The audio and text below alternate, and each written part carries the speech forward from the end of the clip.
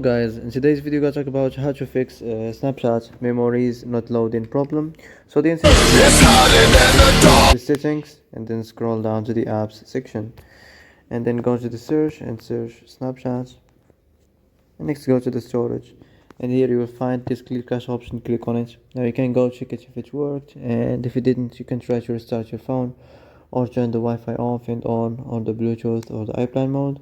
Also, you can try to clear data, but be careful. If you clear data, all the Snapchat's data will be deleted. This includes all files, the settings, the accounts, the databases, etc. So be careful if you want to clear your data.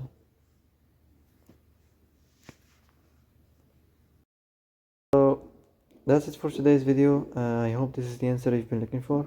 If you like this video, don't forget to like and subscribe, and see you in the next video.